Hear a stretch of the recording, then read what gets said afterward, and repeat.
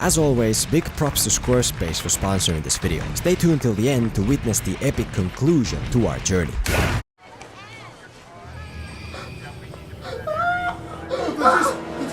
Did you miss me, Richie?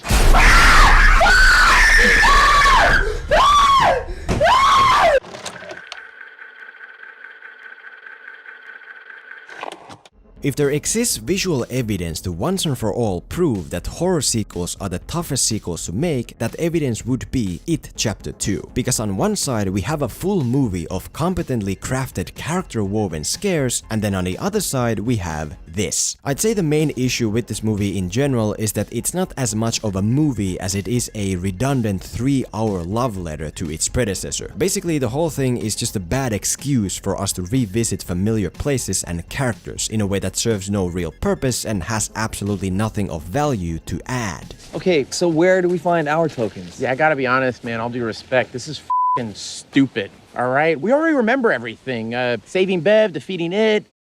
But wait, there's more! And what makes the whole thing even weirder is that the movie we are revisiting came out just 2 years ago. That's like if instead of being a decade in the making, Avengers Endgame came out right after the first Iron Man and only featured characters and events from that movie. Like, what's the point? Also, for a love letter just 2 years in the making, it is pretty baffling how they can't seem to get even the most basic continuity right. That's why we're still alive, yeah? Well, I plan to keep it that way. That's why we're still alive, yeah? Well, I plan to keep it that way. But all that aside, what I want to concentrate on today is the horror aspect of It Chapter 2. Because here's a sequel to what honestly is a strong and intelligently built horror film, also intended and marketed as horror, and it just completely drops the ball. It's not a horror film, it's not scary, there is not a single effective scare in the entire 3-hour runtime, aside from maybe one, but we'll get to it. And that's such a strange thing to say, because when it comes to horror, these two films at their core are basically the same. Chapter 1 utilizes a few very effective fundamental horror film devices that all of its scares are built on. Chapter 2 does the exact same thing. It just fails at each one of them, which in turn keeps all of its scares from being scary. And so, let's try to figure out what exactly went wrong here. Let's look at It Chapter 1 to see what narrative tricks it uses to build genuinely scary moments, and then compare that to Chapter 2 to see how to fail at them and what happens when you do. Let's see what separates a good horror film from a bad one.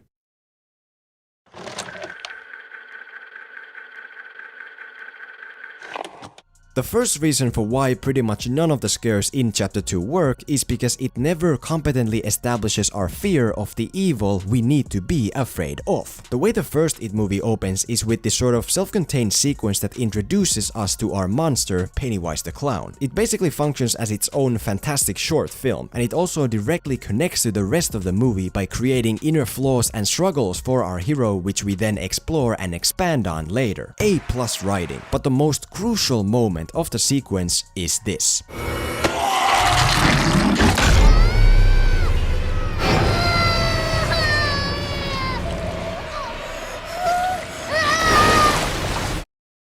Even though seeing this little helpless kid get ripped apart is a great disturbing moment in of itself, the main purpose of it is to visually condition the audience to view Pennywise as a real threat to fear. He's someone without restrictions, he's someone who can and will kill kids. And so later on, when we're watching our kid heroes be attacked by Pennywise, we have a genuine reason to fear for their lives, because we've already seen that the stakes are real. That's why the movie opens like this. That's why multiple horror movies from Elm Street to A Quiet Place open like this, because especially in horror movies where the audience already knows what the monster will be going into it, that's how you create genuine scares, by showing the audience right away that the unthinkable can happen. And the sequel does seem to know this, since it opens with a very similar self-contained sequence that is meant to reinstate our fear of Pennywise, which is very important because the last time we saw him he was defeated and running off like a coward. The main gist of the sequence is that we have these two guys who get beat up by a bunch of douchebags, and then one of them gets tossed off a bridge, and then Pennywise is there to, you know.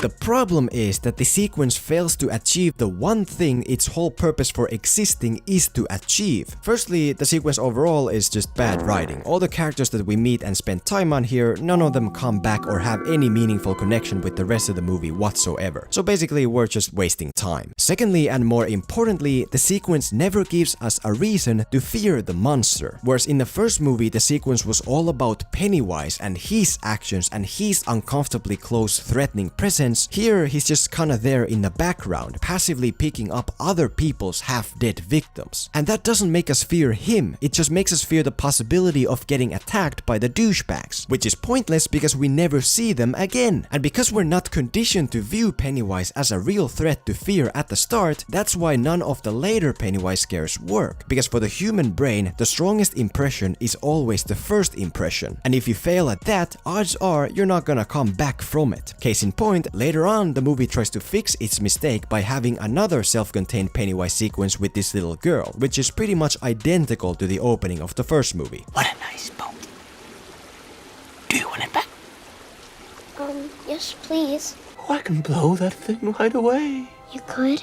Oh, yes. One poof and it'll be gone. Take it, Georgie. Come on in a little closer and we'll blow it away on the count of 3.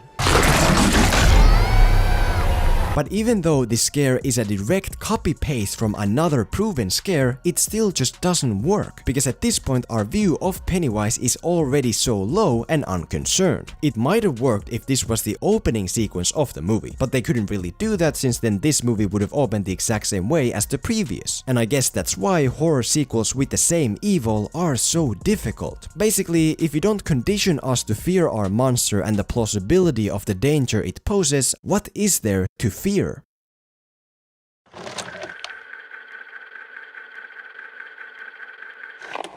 Another big horror issue with the sequel is that it fails completely in creating that atmosphere of anxiety and dread that makes scary moments scary. In chapter 1, a big reason why a lot of the scares work pretty well is because the entire thing is built on a never-ending sense of inescapability. It's quickly established that Pennywise's reach is limited to the town of Derry, and the only way to escape him is by leaving town. But because our heroes are just little school kids living with their parents, they can't do that. They can't just leave.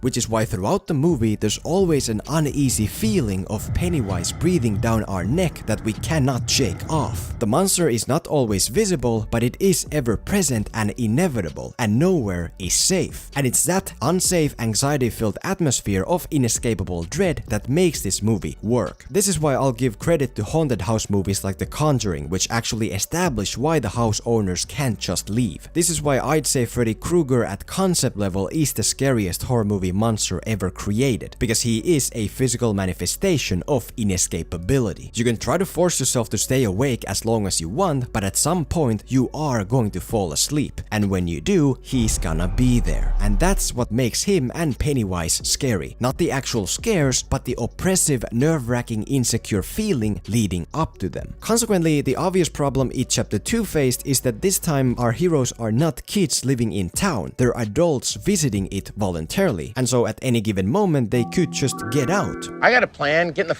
out of Dodge before this ends worse than one of Bill's books. Who's with me? The other people are gonna die. The other people die every day, man. We don't own this town I'm leaving. This. Let's get our and get the out of here.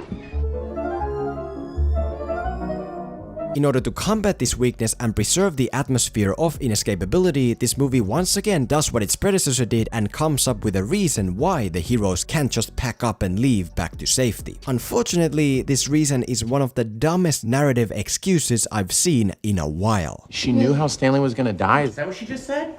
You can't just walk away from this. Come on, how did you know? Because I saw it. I've seen all of us die. Basically, what happens is that when the kids are invited back to town as adults, one of them offs himself in the bathtub, and then it's revealed that the woman had already seen that happen in a dream before, because she looked into Pennywise's lights or whatever. And because she's also seen each one of them die, they all come to the conclusion that they were touched and cursed by Pennywise as kids, and so they will end up offing themselves very soon as well, unless they stop him now once and for all. And the reason the first guy offed himself due to the curse first is because he was the weakest, whatever that means. and that is why they can't leave.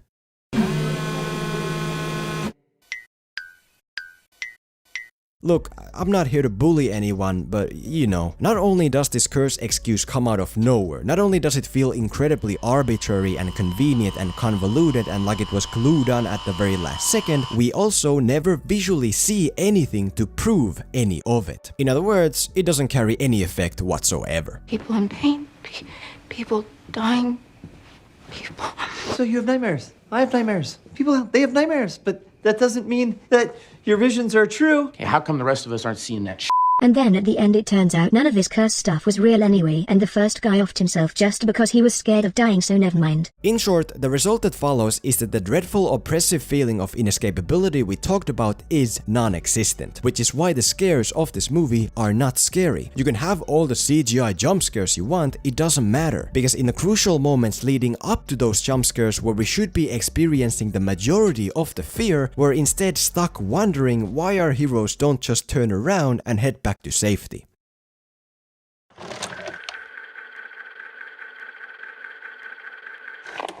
The final and perhaps the biggest fear-related problem with It Chapter 2 I was gonna bring up is the fact that we are experiencing the same scares as before, but this time as adults. And there is some truth to it. When you face something scary from the point of view of kids and now face the same thing from the point of view of adults, odds are it's not gonna be as scary. But I think that's kind of obvious and only a metaphoric product of the real problem. The problem of knowledge. Even though the first movie was very clear as to what was happening, most of it was built on the fact of the unknown. For example, there's a longer section where each of our heroes experiences a personal scare alone, which embodies what I mean pretty well. When we saw these scares, we knew Pennywise was the one doing it, but we didn't yet know what exactly he was after or what he was gonna do. We didn't yet know how the scares were gonna play out leading up to them, and we learned something new about the characters and their inner flaws and struggles as we experienced them. Mom and Dad were trapped in the next room over from me, pushing and pounding on the door, trying to get to me. You might not find all of them scary, and I'll admit I'm not the biggest fan of this movie either, but I'd still say that each one of them works. They play with audiovisual content we aren't yet comfortably familiar with, which pushes our brain to explore the scariest scenarios and outcomes possible, and they teach us something new. In the sequel, however, a movie about the unknown has suddenly become a movie about the opposite. I mean, look at Pennywise. When the film begins, we're already fully aware from the previous one that he preys on fear, and that if we just don't fear him, we're gonna be fine. And since we and our heroes are already aware of that, what reason is there to fear him? But it's not just the monster, it's pretty much every individual scare in here. For example, the movie once again does the same thing as the previous and has this longer section where our heroes experience a personal scare alone. And this time, none of them work whatsoever. Because this time, instead of the scares being based on the unknown, they're all based on the known. We have a flashback scare where the clean kid and his mom get attacked by a leper. How's your mom?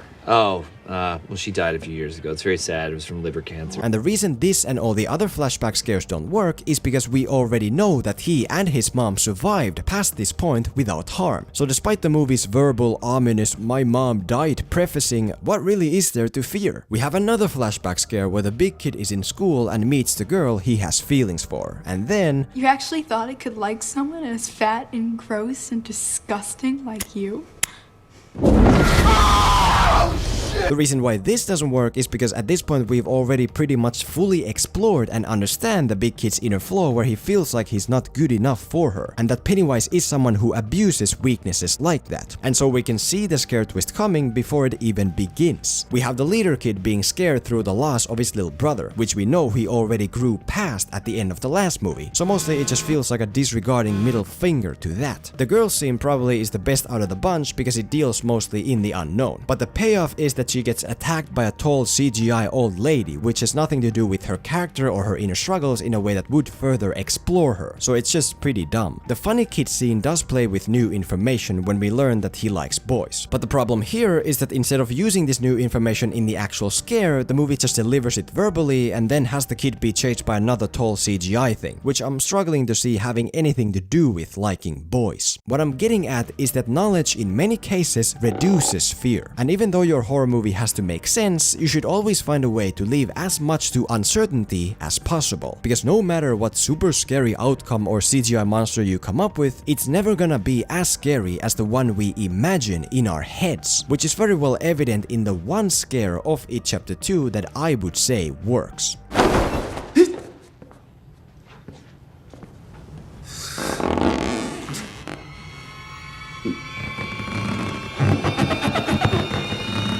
Maybe it's simplistic, maybe I'm overselling it, fine. But when you're watching it, this balloon scare works pretty well, because it is all about the unknown. We know the balloon is going to pop loudly and our brains are hardwired to dread it. But we don't know when it happens, we don't know how it happens, we don't know the consequences that follow. But once it happens, we find out exactly why. That's what makes this a good scare. And having these kinda unknown and new knowledge oriented scares, I'd say is what separates a good horror film from a not so good one.